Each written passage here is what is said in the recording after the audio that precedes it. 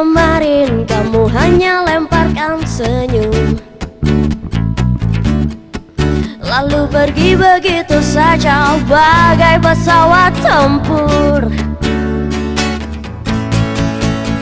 Penguasa, penguasa, berilah hambamu uang, beri hamba uang, beri hamba uang. Penguasa, penguasa, berilah hambamu uang, beri hamba uang. Oh, oh, oh, beri hamba uang, beri hamba uang, beri hamba uang. Ya pemirsa, terima kasih Anda tetap bersama kami dalam Soal Rakyat. Kita masih mengangkat tema pertaruhan kredibilitas perempuan di kursi dewan. Terkadang kalau kita bicara keberadaan perempuan di kursi dewan, memang sesuai dengan peraturan yang berlaku harus mengisi kuota 30% sebagai legislator perempuan. Namun biasanya juga banyak yang mengatakan bahwa perempuan ini hanya bermodalkan tampang dan hanya menghiasi kursi dewan supaya manis. Betul tidak Ibu Reda? Tidak semuanya begitu. Ya, tapi bagaimana ya. seorang Ibu Reda melihat hingga sejauh ini perempuan itu digunakan atau banyak yang berpandangan bahwa perempuan ini hanya untuk memaniskan kursi dewan saja supaya nggak laki-laki semua yang dilihat begitu? Ya, tidak hanya perempuan ya, laki-laki juga sekarang sudah seperti itu pernah terjadi ya, bahwa yang tampan itu yang dipilih ya. Sekarang sudah tidak model itu kucing dalam karung. Justru kita analognya seperti buah duren, harum tapi ternyata gak manis ya, hambar di dalam ya, sehingga salah pilih dia tentunya. Nah, tidak semua menjadi pemanis. Banyak perempuan yang sudah berbuat ya untuk perempuan itu sendiri. Kita bisa lihat Rieke Diah Pitaloka ya. Bagaimana dia memperjuangkan BPJS, TKW. Kita bisa lihat bagaimana Nurul Arifin, dia keras untuk memperjuangkan anggaran HIV/AIDS seperti itu. Itu sudah berbuat mereka, jadi tidak hanya pemanis begitu, Mbak. Jadi beberapa perempuan memang terlihat sangat kuat duduk di kursi dewan. Lalu bagaimana dengan yang lainnya? Kalau kita berbicara terkait dengan kualitas dari caleg perempuan. Caleg perempuan mestinya kalau mereka itu bisa masuk di dalam perempuan parlemen, mengikuti perempuan parlemen, di situ akan digodok lagi. Jadi bagaimana dia harus berbuat, bagaimana kredibilitasnya dia, bagaimana kualitasnya dia, itu akan digodok lagi. Mungkin yang perempuan-perempuan itu tidak tergabung, dan memang saya sempat juga menanyakan ke KPI pusat, apakah semua perempuan yang ada di parlemen itu sudah masuk di dalam perempuan parlemen. Ternyata tidak semuanya. Semuanya, ya saya harapkan semua perempuan nanti yang di legislatif bisa masuk di dalam perempuan parlemen, sehingga di situ bukan hanya pada calegnya saja, tapi ketika dia jadi itu dia akan dibekali bagaimana dia harus bersikap. Gitu. Jadi ada fungsi-fungsi untuk bagaimana attitude dalam perempuan parlemen itu tadi, tapi tidak semua bisa masuk dalam perempuan parlemen begitu ya? Bisa, tapi dari kemauan masing-masing dia sendiri ya. Oke, jadi kembali lagi dari dalam Tapi mungkin dari audiens ingin ada yang mengutarakan pendapatnya beberapa terkait dengan bagaimana kemudian keberadaan perempuan dalam kursi dewan saat ini. Silahkan. Terima kasih waktu yang telah diberikan kepada saya. Saya mau tanya kepada Ibu Reda, bagaimana menurut pendapat Ibu tentang peranan anggota legislatif perempuan yang telah duduk di kursi DPR dalam menyelesaikan permasalahan perempuan?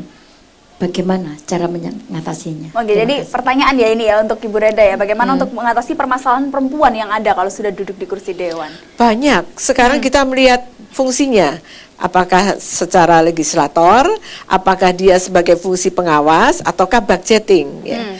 Kalau budgeting tentunya dia akan berusaha untuk menaikkan anggaran perempuan. Banyak kan sekarang baru berapa persen untuk anggaran kesehatan. Dari kesehatan reproduksi semuanya. Kemudian dari pengawasan bagaimana dia mengkontrol program-program yang ada di birokrasi itu, apakah sudah memperjuangkan kepentingan perempuan, apakah sudah juga berperspektif gender seperti itu. Beberapa mungkin bisa dicontohkan kasus-kasus permasalahan perempuan yang kira-kira ingin dituntaskan begitu, beberapa di antaranya. Sepertinya seks bebas kan sering terjadi di semakin semarak ya di Surabaya ini. Kadang kita juga itu melihat enggan sekali gitu. Terus masalah perekonomian juga banyak wanita-wanita kita itu yang apa itu kekurangan dana untuk rumah tangganya itu bagaimana. Terus untuk makan sehari-seharinya itu. Oke. Itu kan banyak contoh-contoh. Mungkin nanti itu akan kita jawab nanti begitu ya. Tapi kalau misalnya dari Ibu sendiri, mohon maaf Ibu siapa?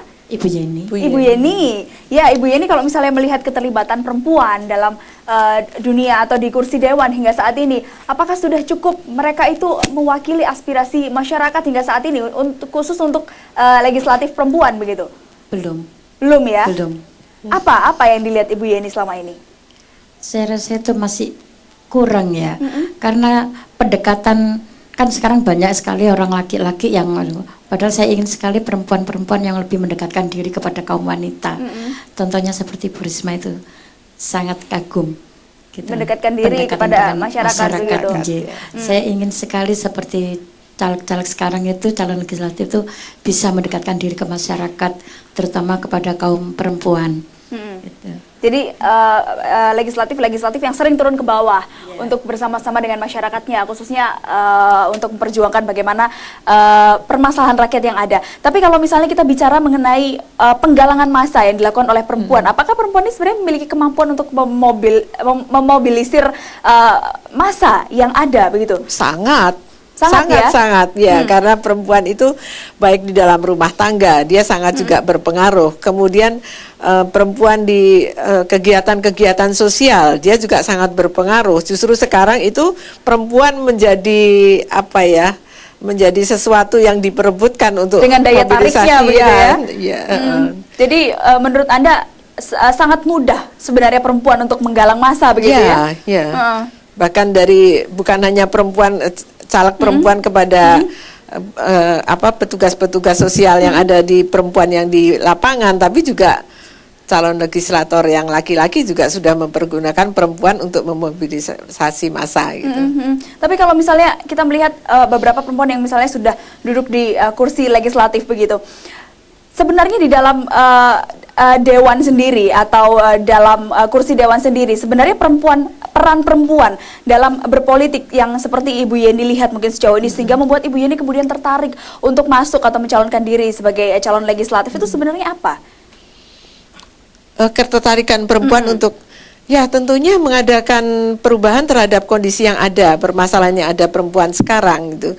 Kalau dilihat sekarang belum signifikan karena memang 30% itu belum terpenuhi, tapi tidak harus 30% ya. Kita dengan 11% saja, kalau itu memang perempuan yang tangguh dan berani dan cerdas, saya kira itu bisa akan mewarnai di legislatif ya. Karena dikatakan Bu Yeni tadi, karena kalau sudah duduk di dewan nggak kelihatan turun ke bawahnya, nggak tahu ini siapa legislator perempuannya begitu. Tentunya ada untuk kesana ya melalui jaring aspirasi itu ya, mereka turun ya. Hanya mungkin kebetulan tidak langsung pada permasalahan perempuan. Nah itu paving misalnya mereka turun dengan itu. Nah itu kan juga bukan permasalahan perempuan. Saya sangat menyayangkan seperti itu. Jadi justru harus mereka turun dengan menyerap apa sih kebutuhan perempuan yang ada di bawah itu. Paving kan bukan. PR-nya untuk para perempuan-perempuan yang akan mencalonkan dirinya untuk di dunia politik itu sebenarnya detailnya apa saja, Ibu?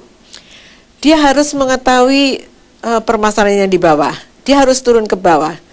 Ya, menyerap apa isu-isu yang ada di bawah, isu-isu gender yang belum teratasi oleh pemerintah maupun DPR sekarang begitu. Kemudian dia juga harus berani berjuang, seperti saya katakan. Kalau dia hanya sebagai pemanis saja, lebih baik jangan begitu ya. Kalau ada acara, jadinya si konsumsi, Bu, bukan ketua. Sudah nggak lagi lah itu.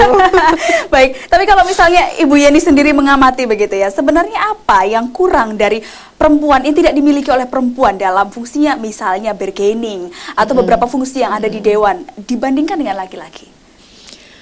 Perempuan biasanya takut pada lobby-lobby. Ya, itu. Kemudian juga kurang lihai di dalam bernegosiasi ya.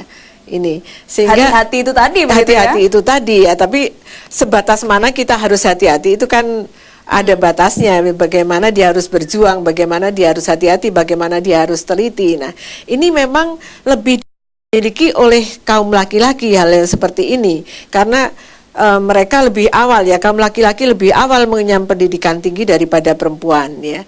Ini kan baru 30%, itu kan baru berapa tahun ini ya, berapa periode. Ini pun sudah perempuan sendiri melihatnya dengan sebelah mata, jadi tidak semua perempuan menerima itu.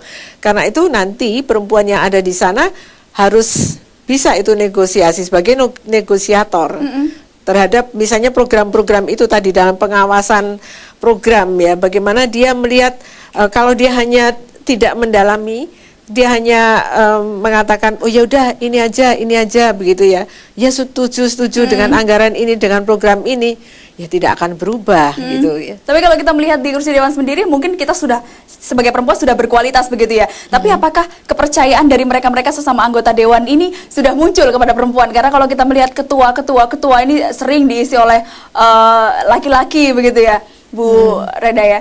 Sudah, sekarang sudah, saya kira teman-teman dari kepercayaan laki-laki sudah mulai meningkat sudah begitu mulai ya? meningkat daripada yang lalu-lalu ya.